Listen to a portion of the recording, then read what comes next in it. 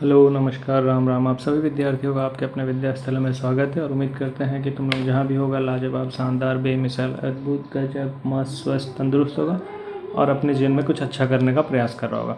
तो वैसे आज मेरा चेहरा नहीं दिख रहा होगा क्योंकि वैसे अभी फ़िलहाल घर पे आए हुए हैं हम, और घर पे वैसा सेटअप नहीं है कि हम मतलब कैमरा भी ऑन करके अपना फेस रिकॉर्ड कर सकें।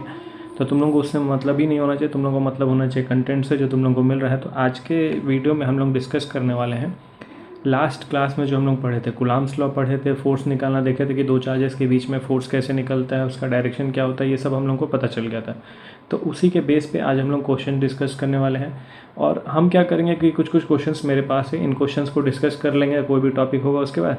और लास्ट में जब चैप्टर कंप्लीट हो जाएगा तो एनसीईआरटी हम लोग पूरा सॉल्व कर लेंगे। तो एनसीईआरटी में मिक्स क्वेश्चन अपने को मिल जाएगा। और अभी जो हम लोग करेंगे टॉपिक वाइज क्वेश्चन करेंगे, तो इससे पूरा चैप्टर भी रिवाइज हो जाएगा। तो जो आज का पहला क्वेश्चन है, पहला क्वेश्चन क्या, जितना भी क्वेश्चन है उसमें हम लोग को निकालना है नेट इलेक्ट्रोस्टैटिक फोर्स किसी चार्ज पार्टिकल पे। तो जैसे इसमें जो पहला क्वेश्चन हम ले लेंगे, तो जैसे मान लो अपने पास 3 चार्ज है, ठीक है। ये एक चार्ज हो गया, इसको हम कनेक्ट कर देते हैं दूसरे एक चार्ज से। इस चार्ज को हम बोल देते हैं ये है प्लस क्यू, दूसरा चार्ज को भी बोल देते हैं हम लोग प्लस क्यू, और यहाँ पे तीसरा चार्ज को भी बोल देते हैं प्लस क्यू। और ये जो तीनों चार्ज है इसको हम रखे हैं किसी इक्विलेटरल ट्राइंगल पे। इक्विलेटरल ट्राइंगल कहने का मतलब क्या हो जाएगा कि तीनों लेंथ क्या हो जाएगा आपस में इक्वल। ये भी है अपने पास प्लस क्यू। तो 3 चार्जेस है अपने पास, हम लोग को निकालना है net electrostatic force on given charge particle. तो गिवन चार्ज पार्टिकल मान लो हम ये बोल दें, ये जो डीप येलो है इस पर अपने को नेट इलेक्ट्रोस्टैटिक फोर्स निकालना है बाकी 2 के द्वारा। इसको हम दिखा दे रहे हैं ऑरेंज कलर से। बहुत महंगा सेटअप है यार अपने पास। इस वाले चार्ज पे अपने को नेट इलेक्ट्रोस्टैटिक फोर्स निकालना है। तो कैसे निकलेगा, तो थोड़ा थोड़ा समझा जाए हम लोग क्या क्या पढ़े हैं। तो अगर देखो हम क्या बोलते हैं कि इक्विलेटरल ट्राइंगल है, तो तीनों साइड्स आपस में क्या है इक्वल, और इसको हम क्या मान लेते हैं एल मान लेते हैं, चाहे दिया होगा क्वेश्चन में, ऐसा कुछ टेंशन का नहीं है। मान लो क्वेश्चन दे दिया क्या कि 3 चार्ज पार्टिकल को किसी इक्विलेटरल ट्राइंगल पे रखा गया जिसका साइड्स एल है, तो किसी मतलब थर्ड चार्ज या फर्स्ट चार्ज या सेकंड या किसी चार्ज पे अपने को बाकी 2 के द्वारा इलेक्ट्रोस्टैटिक फोर्स निकालना है। तो करना क्या है वो सीखो, रटना नहीं है। ये अपने को गिवन सिचुएशन है, हम यहाँ इस वाले चार्ज के लिए हम लोग को इलेक्ट्रोस्टैटिक फोर्स निकालना है, ठीक है। अब हम कैसे निकालेंगे वो देखो। तो हम लोग को ये मालूम है कि किसी 2 चार्ज पार्टिकल के बीच में अगर फोर्स लगता है तो अलॉन्ग द लाइन लगता है। जैसे मान लो ये एक चार्ज पार्टिकल है, ये एक चार्ज पार्टिकल है, जिसको हम प्लस क्यू बोल दिए, इसको हम प्लस क्यू बोल दिए। इस वाले चार्ज पे इसके द्वारा अगर हम फोर्स निकालेंगे तो इधर ही निकलेगा, क्योंकि जो लाइन उन दोनों को ज्वाइन करता है अलॉन्ग द लाइन फोर्स लगता है। ये हम लोग पढ़ चुके हैं प्रॉपर्टीज़ में, वही चीज़ यहाँ पे इस्तेमाल करना है। तो जो पढ़ा गया है वही सब इस्तेमाल किया जाएगा धीरे धीरे, ठीक है। तो देखा जाए क्या मिलेगा। जैसे ये इक्विलेटरल ट्रायंगल, ये एक सीधा लाइन है, तो यहाँ पे एक स्ट्रेट लाइन में उस चार्ज के द्वारा अपने को फोर्स मिलेगा। जैसे मान लो ये हम बना दे रहे हैं, इसके द्वारा अपने को इस डायरेक्शन में फोर्स मिल गया, ठीक है। सेम कहानी ये, इस चार्ज के भी द्वारा अपने को कुछ फोर्स मिलेगा, उस चार्ज के द्वारा जो फोर्स मिलेगा उसका लाइन भी बना दे रहे हैं अपने पास। महंगा सेटअप अभी थोड़ी देर पहले बताए हैं, तो अलग कलर से इस डायरेक्शन में। तो दोनों चार्ज की वजह से जो अपने को इलेक्ट्रोस्टैटिक फोर्स मिलना वो हम लोग बना दें। अब ये भी मालूम है कि अपने को एंगल कितना होता है इक्विलेटरल ट्रायंगल में। अगर हम लोग एंगल निकालने जाएंगे तो इक्विलेटरल ट्रायंगल में एंगल कितना बनता है, 60 डिग्री ईच बनता है। तो इन 2 चार्जेस का हमको क्या, यही तो है इलेक्ट्रोस्टैटिक फोर्स। मतलब ये वाला जो दिखा रहे हैं हम, मतलब इसको जो पर्पल कलर से लिख रहे हैं, पर्पल पिंक जो भी है, ये जो एफ है अपने पास, थोड़ा सा राइटिंग यार आ रही है, थोड़ा मोटा कर दे क्या इसका, मोटा तो है ये काफ़ी। ये जो एफ है वो क्या हो जाएगा, के Q1 Q2 अपॉन में आर स्क्वायर, यही तो होता है फॉर्मूला। यहाँ पे जो अपने पास Q1 Q2 है वो क्या है, Q ही है। तो F इज इक्वल्स टू क्या हो जाएगा, के क्यू स्क्वायर अपॉन में आर स्क्वायर। आर की जगह पर क्या लिख देंगे, एल स्क्वायर। ये समझ आया। तो ये अपने को फोर्स मिल गया इस चार्ज पार्टिकल के द्वारा इस पे। सेम इस चार्ज पार्टिकल के द्वारा इधर जो फोर्स मिलेगा वो भी लिख देते हैं, उसका मैग्नीट्यूड। तो F is equals to formula वही है, के Q1 Q2 अपॉन में आर स्क्वायर, ये फार्मूला है। तो यहाँ से क्या मिल जाएगा, F इज इक्वल्स टू के कॉन्स्टेंट, Q1 Q2 की जगह पे क्या लिखेंगे, Q1 Q दोनों Q ही है, तो दोनों Q मतलब Q स्क्वायर हो गया। और R कहने का मतलब हो गया दोनों के बीच का सेपरेशन L स्क्वायर। तो अगर दोनों को देखेंगे तो दोनों का मैग्नीट्यूड तो सेम है अपने पास। अब दोनों का मैग्नीट्यूड सेम है, कहने का एक फोर्स इस डायरेक्शन में लग रहा है, एक फोर्स इस डायरेक्शन में लग रहा है। अपने को निकालना नेट फोर्स। तो अगर 2 फोर्स आपस में लग रहे हैं और किसी एक एंगल पे लग रहे हैं तो हम लोग निकाल सकते हैं भाई मैग्नीट्यूड, डिस्प्लेसमेंट, ये सब तुम लोग पढ़ा होगा, मैग्नीट्यूड, डायरेक्शन वगैरह वेक्टर क्वांटिटी में। तो कैसे निकालेंगे, तो सबसे पहले इन 2 फोर्सेस के बीच का एंगल देख लें। तो इन 2 फोर्सेस के बीच का एंगल कितना अपने पास, ये 60 है, तो ये भी कितना हो जाएगा 60, वर्टिकली अपोजिट एंगल से। अब यहाँ पे कुछ चीज़ें तुम लोगों को बता रहे हैं जो डायरेक्ट याद रखना है, क्योंकि देखो होता क्या है, फिजिक्स हार्ड क्यों हो जाता है, क्योंकि हम लोग पूरा 11th पूरा 12th जो पढ़ेंगे उसमें 11th का हर एक चीज़ को इस्तेमाल करके सॉल्व कर सकते हैं। अब जैसे देखो यही जो सिचुएशन है, यहाँ पे हम लोग को वेक्टर का इस्तेमाल करना है, तो कुछ कुछ पर्टिकुलर एंगल होता है जिसके लिए हम लोग को वैल्यू डायरेक्ट याद होना चाहिए। जैसे मान लो हम बोल देंगे 60 डिग्री, 120 डिग्री, 90 डिग्री, इन सब पे अपने को वैल्यू डायरेक्ट याद होना चाहिए। कहने का मतलब दो अगर फोर्स है इक्वल मैग्नीट्यूड का, सेम मैग्नीट्यूड का, और उन दो फोर्स के बीच में अगर एंगल 60 डिग्री का है, अब हम कंडीशन बता रहे हैं, ठीक है, एफ नेट निकालने का। तो इस केस में एफ नेट हम बात कर ले, थोड़ा अच्छे से लिख दे, इसको साफ कर दे, यहाँ पे लिख देते हियर एफ नेट। तो एफ नेट हम डायरेक्ट लिख सकते हैं क्या, f√3 या √3f, तो f√3 लिख देते हैं f√3। f क्या अपने पास, f है k क्यू स्क्वायर अपन में l स्क्वायर। तो ये आ गया इस केस में एफ नेट। ये डायरेक्ट कैसे हम निकाल दे, तो फॉर्मूला वही है a1, ये जो 2ab को, अगर दो वेक्टर के बीच में एंगल दिया हुआ है तो हम लोग जो मैग्नीट्यूड और डायरेक्शन निकालते हैं उसके लिए क्या होता है, तो डायरेक्शन निकालने के लिए हम लोग को थीटा निकालना पड़ता है, मैग्नीट्यूड निकालने के लिए क्या करते हैं, अंडर रूट में a square b square 2ab cos theta होता है। तो उसी फॉर्मूले का इस्तेमाल करके ये आया है, लेकिन ये हमको डायरेक्ट याद होना चाहिए। अगर दो वेक्टर के बीच में एंगल 60 डिग्री है तो रिजल्टेंट क्या होता है, f√3। अगर इसी कंडीशन को हम बदलते हैं, मतलब उन दोनों वेक्टर के बीच में अगर एंगल 60 के बजाय 90 डिग्री हो जाता है, ये कंडीशन लगा दी, अगर एंगल क्या हो जाता है 90 डिग्री, तो इस केस में जो मतलब मैग्नीट्यूड आ जाता है फोर्स का वो आता है f√2। ठीक है, 60 में हो जाएगा f√3, 90 में हो जाएगा f√2। वैसे ही अपने पास एक पर्टिकुलर और एक ले लेते हैं 120 डिग्री, कि अगर दो इक्वल मैग्नीट्यूड का वेक्टर है उसके बीच में एंगल 120 डिग्री है तो रिजल्टेंट मैग्नीट्यूड कितना हो जाएगा, तो रिजल्टेंट मैग्नीट्यूड इस केस में हो जाएगा f। तो ये तीनों कंडीशन याद रखना। फिलहाल तो हम लोग एक सिचुएशन देखे हैं कि दो वेक्टर के बीच में 60 था तो कितना रिजल्टेंट आ गया अपना f√3, लेकिन अगर 90 हो जाएगा तो f√2 हो जाएगा डायरेक्ट आंसर, 120 डिग्री हो जाएगा तो f। ठीक है, अब ये सॉल्व कैसे किए हैं ये तो तुम लोगों को पता ही होगा, दोनों का मैग्नीट्यूड है मतलब f1। इसके उधर लिखने वाला कहानी हम नहीं किए, बस यहाँ पे हम समझाने वाला कहानी किए, लेकिन एग्जाम में अगर क्वेश्चन आता है इस टाइप का तो पूरा लिखना पड़ेगा कि हियर लेट द पॉइंट मान लेंगे a b c, the point the force on the, जैसे मान लो इसको हम बोल दे a b c, तो लिखेंगे here the force on the charge at c due to the charge at p will be this, similarly the force on charge c due to the charge on a will be this.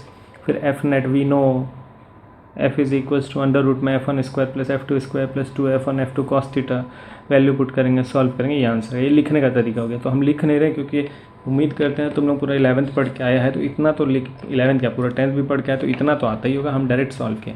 अब चलते हैं अगला question पे। बहुत ज़्यादा time दे दिए first question पे, इसलिए दिए हैं क्योंकि अगला क्वेश्चन तुम लोगों को रोक के वीडियो को आराम से अपने से ट्राई करना है, तब तक हम इसको साफ़ करते हैं। तो अब दूसरा क्वेश्चन कुछ अपना इस प्रकार है, जैसे एक स्क्वायर दिया हुआ है, स्क्वायर का साइड कितना दिया हुआ है l, अलग अलग चार्जेस है, a पे +10 क्यू का चार्ज है, b पे +4 क्यू का चार्ज है, c पे q चार्ज है, d पे 3 क्यू चार्ज है। देखो c को हम अलग कलर से दिखाए हैं, मतलब अपने को जो फोर्स निकालना है किस पे निकालना, c वाले चार्ज पे, c वाले पे कितना चार्ज है, q है, तो नेट फोर्स क्या हो जाएगा q पे, वो अपने को निकालना। तो देखो इस पॉइंट q पे तो 3 चार्जेस फोर्स लगाएंगे, ठीक है, इसको हम यहाँ पे बना दे रहे हैं। जैसे ये हो गया अपने पास पॉइंट चार्ज, इस पे जो फोर्स लगने वाला है 3 चार्जेस के द्वारा फोर्स लगने वाला है।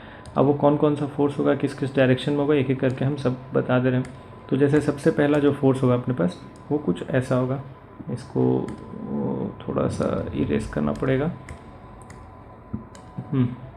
तो ये है अपने पास, इसको साइड करें। जैसे देखो सबसे पहले इस डायरेक्शन में फोर्स लगेगा, ठीक है। अभी किसकी वजह से लग रहा है तो ये तुम लोग को मालूम होना चाहिए, ये लग रहा है 4Q की वजह से, इस डायरेक्शन में मतलब इस चार्ज पे इस डायरेक्शन में फोर्स 4Q की वजह से लगेगा, ठीक है। दूसरा जो अपने पास फोर्स लगेगा अलग कलर से बता देते हैं, वो अलग कलर मान लो ब्लू कलर हो गया, लाइन सेलेक्ट कर लेते हैं, लाइन कौन सा हो जाएगा, एरो वाला। तो ये हो गया एक दूसरा फोर्स, और ये फोर्स हो गया अपने पास 3Q की वजह से, ठीक है। ये जो इस डायरेक्शन में फोर्स हो गया 3Q की वजह से। अब तीसरा एक और फोर्स लगेगा इस पर, वो लगेगा इन दोनों के बीच में, लेकिन इन दोनों के क्या एग्जैक्टली बीच में लगेगा, कहाँ लगेगा वो अपने को देखना है। तो इसको ग्रीन कलर से बना देते हैं, लाइन सेलेक्ट कर ले। तो पहले इन दोनों फोर्सेस को देख लिया जाए, ठीक है। इन दोनों फोर्सेस में पहले तीसरा जो फोर्स होगा इस डायरेक्शन में हो जाएगा कहीं ना कहीं, ठीक है। अब देखो जो तीसरा फोर्स हम बनाए हैं, जैसे एक फोर्स ये है, एक ये है, एक ये है, 3 फोर्सेस लगने वाले हैं इस Q चार्ज पे। ये अपने पास कौन सा चार्ज है, Q चार्ज है। तो Q चार्ज पे 3 फोर्सेस लगने वाले हैं, लेकिन तीनों फोर्सेस का डायरेक्शन तो हम बता दिए, एक इधर लगना है, एक इधर लगना है, एक इधर लगना है, लेकिन कौन कितना लग रहा है अब इसके बारे में बात कर लें। तो सबसे पहले जो ग्रीन पेन वाला है वही बात कर लें, ग्रीन पेन वाला फोर्स कितना हो जाएगा, ग्रीन तो ग्रीन करने का मतलब ये है। तो इसके वजह से जो फोर्स लग रहा होगा, इसके वजह से जो फोर्स लग रहा होगा इस चार्ज पे, वो ग्रीन वाला है। तो इसकी वजह से कितना फोर्स लग रहा होगा, तो फोर्स का फार्मूला क्या है, K Q1 Q2 अपॉन में R स्क्वायर। बार बार फार्मूला अब हम नहीं लिखेंगे, अब हम डायरेक्ट लिखेंगे जो अपने पास मैग्नीट्यूड आएगा। तो K तो रहना है, दोनों चार्जेस सेम है। चार्जेस कहने का मतलब ये भी Q लिए हैं, ये भी Q लिए हैं, लेकिन ये 10 मैग्नीट्यूड में है, ये 1 मैग्नीट्यूड में। तो Q1 Q2 रखेंगे तो मतलब एक 10Q है, एक Q है, तो कुल मिला के कितना आ जाएगा अपने पास 10Q स्क्वायर। अपॉन में क्या हो जाएगा अपने पास, अपॉन में हो जाएगा ये दूरी, इन दोनों के बीच का दूरी। तो इन दोनों के बीच का दूरी क्या हो जाएगा, तो जैसे मान लो ये L है, ये L है, तो पाइथागोरस का इस्तेमाल करके ये हम निकाल सकते हैं। ये अपने पास आ जाएगा √2L, √2L का स्क्वायर करेंगे तो आ जाएगा 2L स्क्वायर।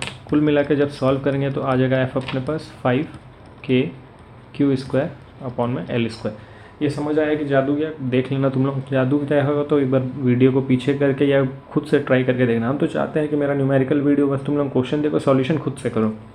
बाकी अब इस फोर्स के बारे में बात कर लिए, जो ब्लू लाइन वाला फोर्स है उसका मैग्नीट्यूड कितना होगा, तो अब हम डायरेक्ट मैग्नीट्यूड लिखेंगे। ठीक है, तो डायरेक्ट मैग्नीट्यूड देखो क्या बोल रहे हैं, ये वाला मतलब इस डायरेक्शन में है ये फोर्स। एक तो ये था, एक ये बात करें तो इसके वजह से लगेगा, तो हम डायरेक्ट मैग्नीट्यूड लिख रहे हैं। F is equals to K तो रहना ही है, ये भी Q ये भी Q, तो 3Q स्क्वायर हो जाएगा, जादू नहीं लगना चाहिए, और डिनोमिनेटर में हो जाएगा L स्क्वायर, के भी दोनों के बीच का सेपरेशन क्या है L।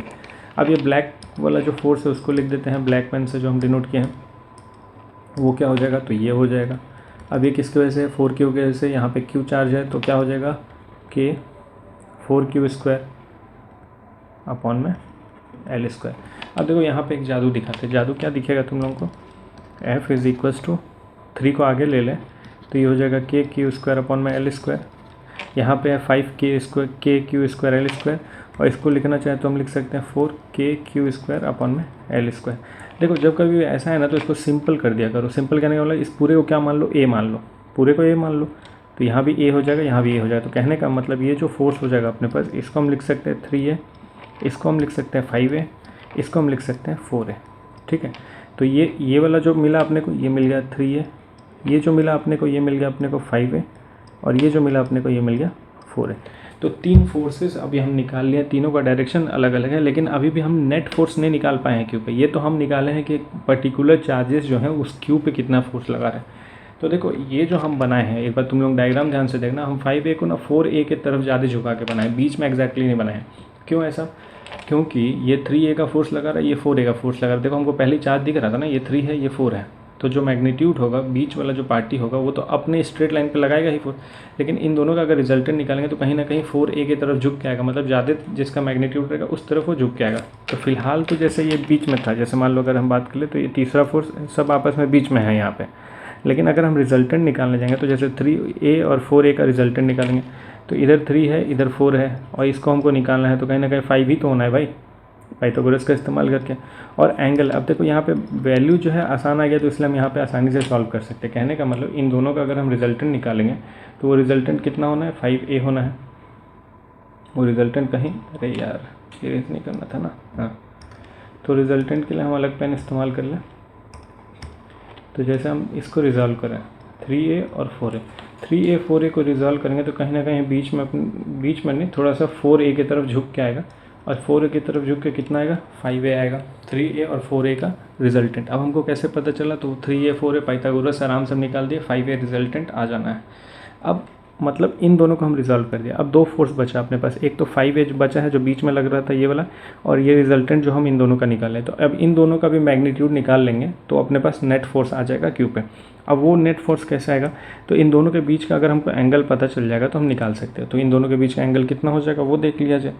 तो अगर हम लोग बात करेंगे, ये जो लग रहा था ये बीच में लग रहा था, लेकिन जो हम लोग रिजल्टेंट निकालेंगे, थोड़ा सा फिगर हम नीचे करते हैं, इसको फिर से फिगर बना के अलग से समझाने की कोशिश करते हैं। ठीक है, मतलब यहाँ थोड़ा सा जगह कम पड़ रहा है तो नीचे फिगर बना के फिर से समझाते हैं। तो यही सिचुएशन था अपने पास, इस डायरेक्शन में 3A का फोर्स था, इस डायरेक्शन में 4A का फोर्स था, और बीच में अपने पास 5A का फोर्स था। मतलब ये तीनों फोर्स जो था अलग अलग चार्जेस की वजह से आया था। फिर क्या किया हम लोग, 3A को और 4A को रिजॉल्व करके ये 5A ले आए। ठीक है, और ये जो 5A होगा कहीं ना कहीं 4A की तरफ ज़्यादा झुका होगा, एग्जैक्टली बीच में तो होगा नहीं, क्योंकि इन दोनों का मैग्नीट्यूड अलग अलग है। कहने का मतलब इसका 3A मैग्नीट्यूड है, इसका 4A मैग्नीट्यूड है, तो जो रिजल्टेंट आएगा कहीं ना कहीं 4A की तरफ, जो जिसका मैग्नीट्यूड ज़्यादा रहेगा उस तरफ झुका हुआ रहेगा। तो अगर उस तरफ झुका हुआ रहेगा तो कितना एंगल झुका हुआ रहेगा ये हमको निकालना है। कहने का मतलब यहाँ से ये एंगल अपने को निकालना है। ये एंगल अगर पता चल जाएगा तो बीच का एंगल पता चल जाएगा, बीच का एंगल पता चल जाएगा तो ये दोनों का फोर्स का मैग्नीट्यूड भी हम लोग निकाल लेंगे, क्योंकि इन दोनों को रिजॉल्व करके तो 5a ये वाला 5a ले ही याद ही हम लोग। तो ये जो कुल मिला के एंगल आएगा कहीं ना कहीं देखो ये अब अपने पास पाइथागोरस का इस्तेमाल होगा। कहने का मतलब 3, 4 और जो अपने पास हाइपोटेनस होता है 5। तो अगर हम लोग बात कर लेंगे तो 3, 4, 5 वाला जो ट्रायंगल बनता है वो स्पेशल एंगल पे बनता है 53, 37 डिग्री, कुछ ऐसा याद है? ये बताए थे हम, ट्रिग्नोमेट्री वाला बता रहे तो बोले होंगे कि ये स्पेशल ट्रायंगल को याद रखना है बेसिक मैथ्स में। तो स्पेशल ट्रायंगल क्या है? 37 डिग्री वाला, 53 डिग्री वाला, 90 डिग्री वाला। इसमें पाइथागोरियन ट्रिपलेट क्या बनता है? 3, 4, 5 का। तो अगर हम लोग बात कर ले ये 3 है, ये 4 है और अपने पास ये जो मैग्नीट्यूड आया 5 है, तो इन दोनों के बीच का जो एंगल होगा कहीं ना कहीं कितना निकल के आ जाएगा? Angle 53 degree. ठीक है, पाइथागोरियन ट्रिपलेट से। और अगर ये 53 डिग्री निकल के आ गया तो ये तो बीच में था, दूसरे पेन से बना देते हैं कि ये जो अपने पास 5a था, ये वाला जो 5a था ये बीच में था, तो बीच में था तो इसका एंगल कितना था? 45 डिग्री। ये 45 डिग्री पे, ये 53 डिग्री पे, ये निकालना अपने को, तो कहीं माइनस कर देंगे तो आ जाएगा ना। देख लो, ये यहाँ से यहाँ ये 45 है, ये भी 45 है, ये पूरा 53 है, तो 53 में 45 को माइनस कर देंगे तो ये बीच वाला एंगल निकल के आ जाएगा। और अपने को तो बीच वाला एंगल से ही काम है। ये बीच वाला एंगल कितना आ जाएगा? तो बीच वाला एंगल आ जाएगा अपने पास 8 डिग्री। तो देखो यहाँ पे क्या हुआ कि अपने पास आसान मैग्नीट्यूड वाला आया 3, 4, तो हम लोग 53 डिग्री डायरेक्ट निकाले। लेकिन कई बार हो सकता है कि ऐसा क्वेश्चन आ जाए जो जिसमें एंगल निकालना थोड़ा मुश्किल हो जाए, तो उसको हम लोग सॉल्व करके निकाल लेंगे। तो फिलहाल अब अभी हम लोग सीख रहे हैं, तो एक ही बार टफ पे नहीं कूदना, अपने को आराम आराम से सीखना है, समझना है, करना है। तो ये दोनों को रिजॉल्व करके ये 5a आया, इस डायरेक्शन में 5a था, तो अब इन दोनों के बीच का नेट फोर्स निकालना। तो इस केस में जो एफ नेट आ जाएगा वो आ जाएगा F1 F2 + 2F1 F2 cos theta, और ये स्क्वायर में और ये अंडर रूट में जो हम लोग निकालते हैं √a² + b² + 2ab cos theta, उसी फॉर्मूले से यहाँ पे अब F1 में क्या लिखेंगे? तो F1 में 5a हो जाएगा, F2 में क्या हो जाएगा? तो 5a हो जाएगा, 2F1 F2 5a हो जाएगा। थीटा में क्या रख देंगे? 8 डिग्री रख देंगे। cos 8 डिग्री का वैल्यू मालूम ही नहीं अपने को, तो जब कभी भी ऐसा क्वेश्चन आएगा ना तो कुछ ना कुछ गिवन होगा क्वेश्चन में, ताकि हम वैल्यू पुट करके पूरा सॉल्व कर सकें। तो ये अपने पास ये सेकंड क्वेश्चन डिस्कस कर लिया हम लोग। पहला हो गया ट्रायंगल पे, दूसरा हो गया स्क्वायर पे, वो भी अलग अलग मैग्नीट्यूड के साथ। तीसरा भी हम लोग डिस्कस करने वाले हैं अलग अलग चार्जेस के मैग्नीट्यूड के साथ। तब तक साफ कर ले ये सब। तो ये है अपने पास तीसरा क्वेश्चन। तीसरे क्वेश्चन में क्या है वो भी बता दें। फिर से वही कहानी, स्क्वायर है जिसका साइड क्या है? L है, और जो चार्जेस रखा है एक बार +q +q -q कुछ ऐसा चार्जेस रखा है। तो दो चार्जेस के बीच में लगने वाला फोर्स निकाल सकते हैं। यहाँ पे मैग्नीट्यूड इक्वल है तो कोई कहानी ही नहीं बनेगा। तो कुल मिला के अपने को एफ नेट निकालना है किस पे? ये सी पे निकालना है, मतलब इस वाले पे अपने को नेट चार्ज निकालना है। तो देखो मान लो अगर ये नेट, तो करना तुम लोगों को, हम थोड़ा सा बस मदद कर दे रहे, जैसे ये। तो सबसे पहले इस +q की वजह से जो चार्ज लगना हो किधर लगना है? इधर लगना है, ठीक है। फिर इस -q की वजह से जो चार्ज लगना है, देखो ये इस डायरेक्शन में लगना है फोर्स। क्यों? क्योंकि ये माइनस है, ये प्लस है, तो माइनस प्लस में क्या होगा? उसके तरफ जाएगा। ये हो गया, प्लस प्लस में आगे जाता। सेम कहानी, ये +q की, तो इसके वजह से जो फोर्स का डायरेक्शन हो जाएगा वो ये हो जाएगा। तो तीनों फोर्स हम बताएं, लेकिन अगर फोर्स का फॉर्मूला बात करें तो क्या होता है? k q1 q2/में r²। तो जैसे मान लो इसके लिए निकाल रहे हैं, इस वाले के लिए, इस वाले के लिए और इस वाले, हम बताते बताते सॉल्व भी करते रहे, लेकिन सॉल्व तुम लोगों को पूरा करना है, बस थोड़ा सा मदद करने का कोशिश कर रहे हैं तुम लोगों का। तो जैसे ये वाला फोर्स अगर निकालेंगे, मतलब ये वाला जो फोर्स होगा वो क्या हो जाएगा? तो k होगा, q1 होगा, q2 होगा, ठीक है, दोनों q है, और r के जगह पे क्या हो जाएगा? √2l² हो जाएगा। तो कुल मिला के आएगा k q² में 2l², ठीक है। एक तो ये हो गया। इस वाले फोर्स के बारे में बात कर लेंगे तो ये आ जाएगा F k q² में l², क्योंकि हम माइनस का साइन नहीं लेंगे, हम केवल मैग्नीट्यूड ले रहे हैं। फिर ये इसके वजह से जो आ जाएगा वो क्या आ जाएगा? ये भी आ जाएगा F k q² l²। तो ये तीनों फोर्सेज आ जाएगा। अब देखो ये दोनों 90 डिग्री है, तो हम डायरेक्ट बताएं हैं कि क्या हो सकता है 90 डिग्री में। मतलब अगर दो फोर्स है, दोनों इक्वल मैग्नीट्यूड का फोर्स है, 90 डिग्री पे है, तो डायरेक्ट रिजल्टेंट हम F√2 निकाल सकते हैं। उसका डायरेक्शन ये आ जाएगा। फिर मतलब इन दोनों को रिजॉल्व करेंगे तो ये आ जाएगा। फिर इन दोनों को सॉल्व करेंगे वही F1 F2 cos थीटा से, या फिर दोनों का बीच का एंगल पता चलेगा तो डायरेक्ट इसको भी सॉल्व कर सकते हैं। तो सॉल्व तुम लोगों को करना है, बस हम थोड़ा सा मदद किए हैं, कोशिश जरूर करना, छोड़ते चलेगा तो सीख नहीं पाएगा। अब हम लोग चलते हैं अगले क्वेश्चन पे, इसको साफ करते हैं। ठीक है। अब क्वेश्चन नंबर थर्ड है। अब देखो क्वेश्चन नंबर थर्ड क्या होगा। क्वेश्चन नंबर थर्ड में अब 11th का कॉन्सेप्ट इस्तेमाल होगा। तो वही हम कह रहे थे कि ये हार्ड क्यों हो जाता है, क्योंकि हम किसी चीज़ को भूल नहीं सकते। जो हम लोग पढ़े हैं उसका इस्तेमाल आगे होता चलेगा। तो अब देखो इस क्वेश्चन में क्या कह रहा है कि इस क्वेश्चन में दो अपने पास बॉक्सेस दिए हुए हैं। ठीक है, ये बॉक्स हो गया जिसका मास m है, चार्ज q है। सेम कहानी एक और बॉक्स है जिसके पास मास m है, चार्ज q है। लेकिन कंडीशन क्या है कि ये फिक्स है, ये वाला जो बॉक्स है वो फिक्स है और ये मूवेबल बॉक्स है।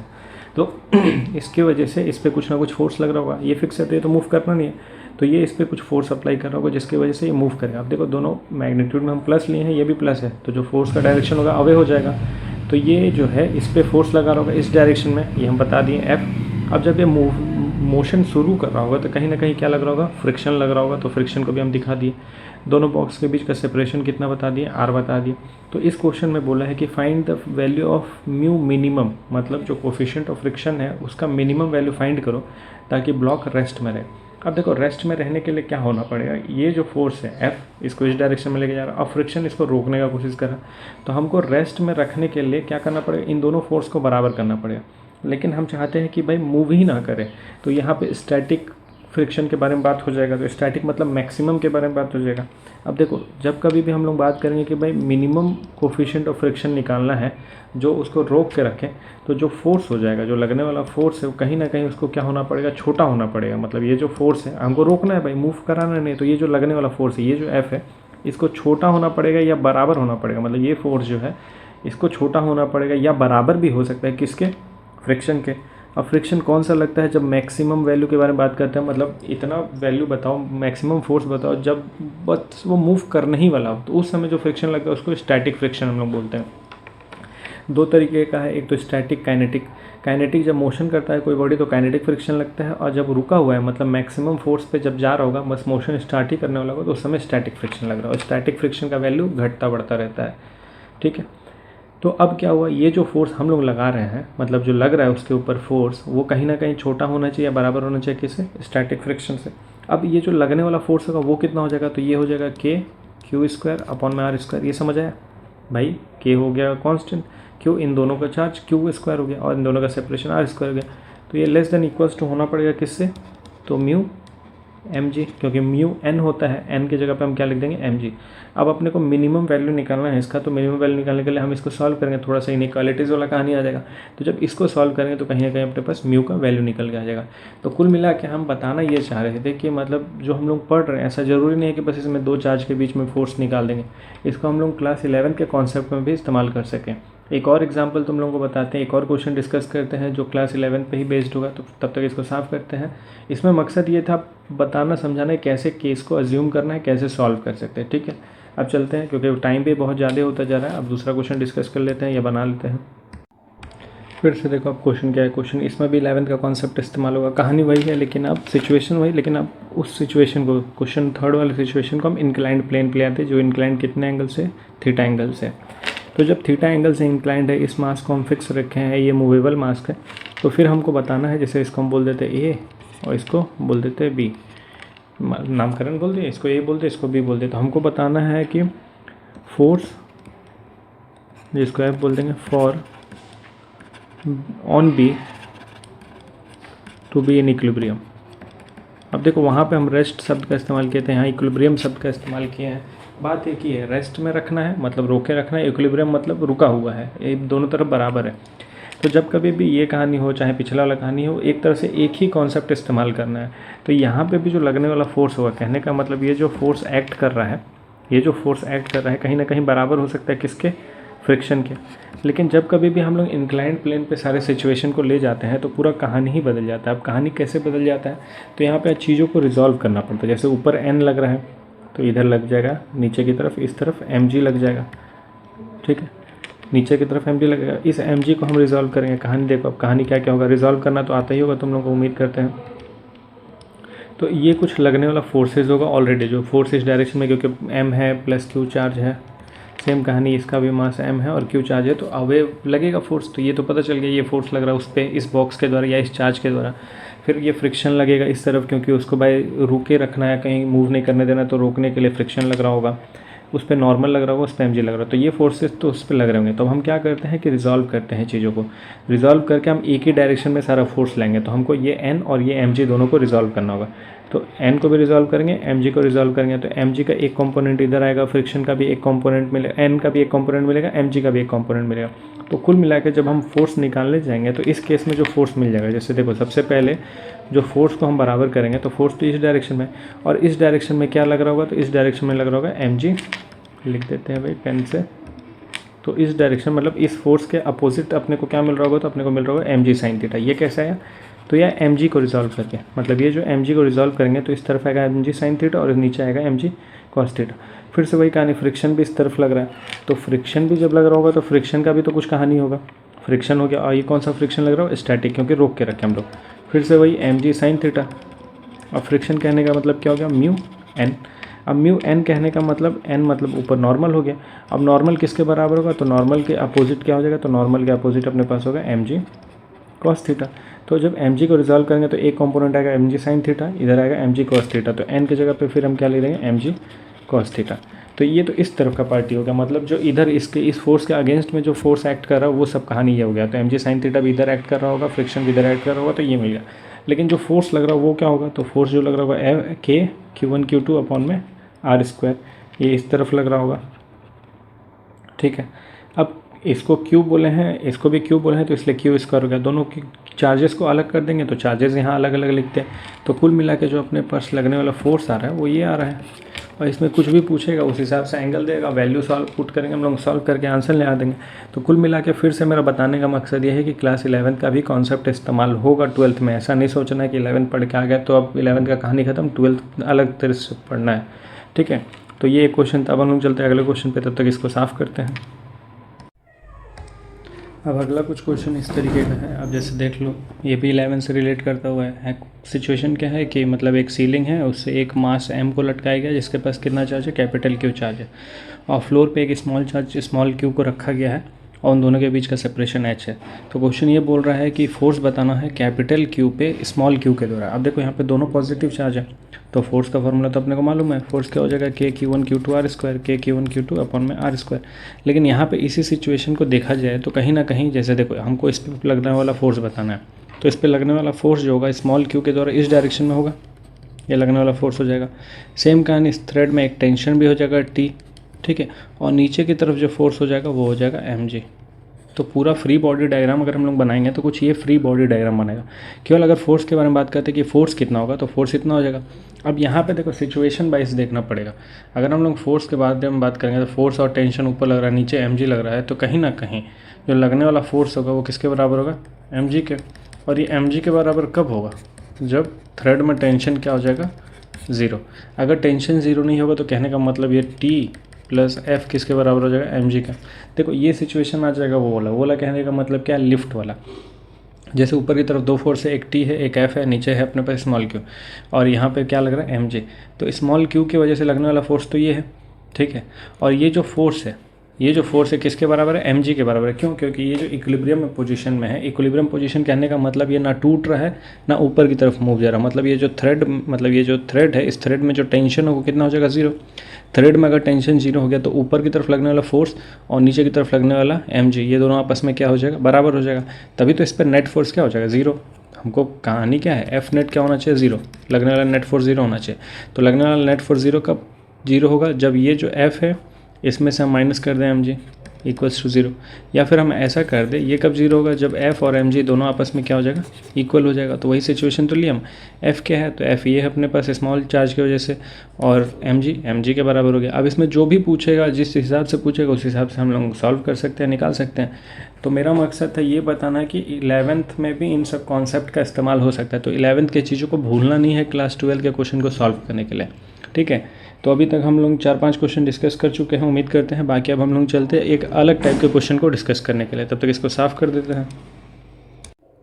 देखो अब जो क्वेश्चन है, ये सब जो भी क्वेश्चन हम लोग पहले डिस्कस किया है, जो अभी डिस्कस कर रहे हैं, इसको हम लोग force due to multiple charges में भी डिस्कस कर सकते हैं। लेकिन हम बता रहे हैं कि कूलम्ब्स लॉ का इस्तेमाल कहाँ कैसे कर सकते हैं। तो जैसे अब देखो एक अलग टाइप का क्वेश्चन है, अपने पास एक इक्विलैटरल ट्राइंगल है जिसके वर्टेक्सेस पे 3 चार्जेस हैं, Q Q Q.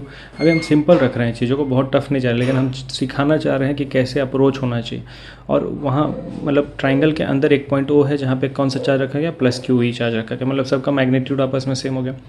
Same situation हम स्क्वायर में ले लिया, एक स्क्वायर है जिसका सारा साइड्स आपस में इक्वल होगा, चारों वर्टेक्सेस पे एक चार्ज है और बीच में एक चार्ज रखा गया है वो पॉइंट पे क्यू चार्ज।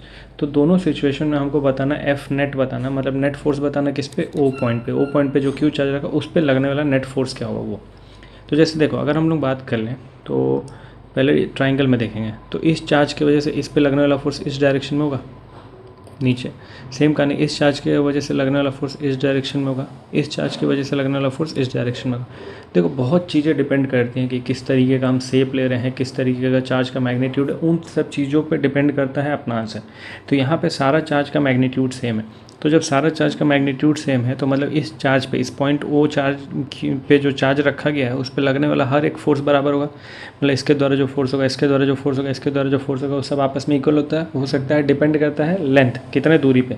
तो हम ऐसा मान लेते हैं कि क्वेश्चन में ऐसा दिया, मान नहीं लेते, ऐसा क्वेश्चन में दिया हुआ कि जितना दूरी ये है, जितना दूरी ये है, जितना दूरी ये है, सब आपस में इक्वल है। मतलब इस ओ पॉइंट को हम एकदम मिड पॉइंट पर रखें, मिड पॉइंट कह लो या फिर ऐसा पॉइंट कह लो जहाँ वो ओ पॉइंट सारे चार्जेस से इक्वल दूरी पे है। तो इक्वल दूरी पे है तो सबका डिस्टेंस सेम होगा, तो सारा फोर्स आपस में इक्वल हो गया। सारा फोर्स आपस में इक्वल हो गया तो इन दोनों के बीच में जो लगने वाला फोर्स है, मतलब इन दोनों का अगर हम रिजल्टेंट निकालेंगे तो कहीं ना कहीं ऊपर की तरफ आ जाएगा, क्योंकि एंगल 120 का मिलेगा और ये फोर्स आपस में एक दूसरे को कैंसिल कर देगा। तो कुल मिला के सिंपल हम ये बताना चाह रहे हैं कि जब कभी भी ऐसा क्वेश्चन आएगा, जब एक ऐसा ट्राइंगल, मतलब ऐसा कहने वाला रेगुलर फिगर है, रेगुलर मतलब सबका साइड इक्वल है, उसके किसी ऐसे मिड पॉइंट या ऐसे पॉइंट पे किसी चार्ज को रखा जा रहा है जिसका सेपरेशन हर एक चार्ज से इक्वल है, तो उस केस में जो एफ नेट होगा, हर केस में मतलब हर उस क्वेश्चन में एफ नेट क्या आ जाएगा अपने पास, 0 आ जाएगा। तो इस केस में एफ नेट 0 आ गया। सेम सिचुएशन यहाँ देख लो, ये भी बीच में रखा गया, तो इसके वजह से लगने वाला फोर्स इस डायरेक्शन में, इसके वजह से लगने वाला फोर्स इस डायरेक्शन में। ये तो सिंपल है, देखो ये दोनों एक दूसरे को कैंसिल कर देगा, क्योंकि भाई इक्वल मैग्नीट्यूड से फोर्स अप्लाई करा अपोजिट डायरेक्शन में, तो कैंसिल। सेम यहाँ पे भी इसकी वजह से इस डायरेक्शन में, इसकी वजह से इस डायरेक्शन में, मैग्नीट्यूड इक्वल है, तो इक्वल मैग्नीट्यूड की वजह से लगने वाला फोर्स यहाँ पे भी 0, तो इस केस में भी एफ नेट क्या आ गया, 0। तो हम पूरा सॉल्व नहीं किए इसको, ये कॉमन सेंस से इस्तेमाल करके बता दी। अब हम ये क्यों बताएं हैं कॉमन सेंस से पूरा सॉल्व क्यों नहीं किया, क्योंकि हम लोग को कोशिश करना है, देखो जब सॉल्व करने के लिए आएगा तब तो सॉल्व करना पड़ेगा, लेकिन हो सकता है MCQ भी आ जाए, ठीक है। अगर MCQ आएगा तो मतलब किस तरीके से हम सोच रहे हैं, किस तरीके से हम अप्रोच ले रहे हैं, उसको किस तरीके से सॉल्व करें। तो हर बार सॉल्व करना ज़रूरी नहीं है, अगर मान लो इतना हम बुद्धि लगा के दिमाग में ही कर लें तो हम MCQ में टिक कर सकते हैं।